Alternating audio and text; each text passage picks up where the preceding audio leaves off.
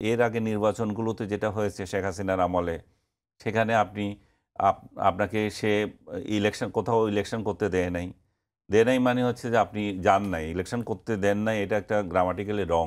হুম, আপনাকে ইলেকশন করতে দিয়েছে, কিন্তু আপনি সেখানে যান নাই। প্রথম ১৪ র ইলেকশন যদি আমরা চিন্তা করি, যে বিএনপিকে আহ্বান করেছে, বিএনপি যায় নাই। লাস্ট আওয়ারে বিএনপি সেটা প্রত্যাখ্যান করল এবং নির্বাচন প্রতিহত করার শপথ নিল। তাতে করে এখানে এত বড় সহিংসতা হলো, প্রায় ২০০ লোক নির্বাচনের আগে পরে মারা গেল, ইনক্লুডিং প্রিসাইডিং অফিসার। প্রায় ২০০ থেকে বেশি আ নির্বাচন কেন্দ্র পুড়িয়ে দেওয়া হলো। এটা যেটা স্কুল কলেজ ছিল। এরপরে তারপরেও তারা বিজয়ী হয়ে গেছে এবং আমি বলব যে তারা মেজরিটি আগেই নিশ্চিত হয়ে গেছে। ইলেকশনের আগে নিশ্চিত হয়ে গেছে। সবাই ভাবছিল যে শেখ হাসিনা অন্তত এটাকে বাতিল করে একটা অতি শীঘ্রই নির্বাচন দিবেন। তোফায়েল হুম, আহমেদ সেটা বলেছিলেন, আমরা অতি শীঘ্রই নির্বাচন একটা দেব। কারণ এটা ৯৬ সালের নির্বাচনের মতোই হয়ে গেছিল। বিএনপি যখন একদম ভোট কেন্দ্র ছাড়া, বিএনপি তো ওইটা আরও জবাব ন্যক্কারজনক ছিল। ভোট কেন্দ্রও ছিল না। তারপরও ৩০০ আসনে প্রার্থী নির্বাচিত হয়ে গেছিল। তো সেটা তো বেশি দিন ছিল না ওই সংসদটা।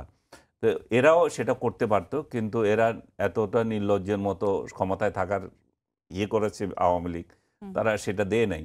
পরবর্তীতে ২০১৮ সালে যে ইলেকশনটা হলো, ১৪ তে এটা গেল, ১৮ সালে যে ইলেকশনটা হলো, সেখানে তো আপনি আপনাকে সবাইকে ডেকেছে, সবাই অংশ নিয়েছে।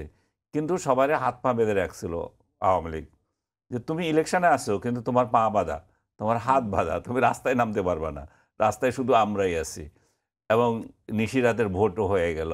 হুম, আমি মনে করি যে বাংলাদেশের ইতিহাসের সবচেয়ে ন্যাক্কারজনক ইলেকশন এটা, ১৪ বা ২৪ না। হুম, হুম। এবছর আওয়ামী লীগের নির্বাচনের কথা বললেন যে তাহলে অন্তর্ভুক্তিমূলক নির্বাচন হবে না, না, কিন্তু আমি আমি আ আমি শেষ আ করে দিচ্ছি হুম, আপনাকে। হুম, এই প্রসঙ্গে শেষ করছি। তারপরে ২০২৪ যে ইলেকশন হলো, সেটাতে একতরফা হলো। যেই কথা বলছি, অন্তর্ভুক্তির যে জিনিসটা হুম, বলতেছিলাম যে এখানে শেখ হাসিনার আমলে আওয়ামী লীগকে, সরি, বিএনপি বা আদার্স পার্টিকে নির্বাচনে হুম, আসতে উনি নিষেধ করেন নাই।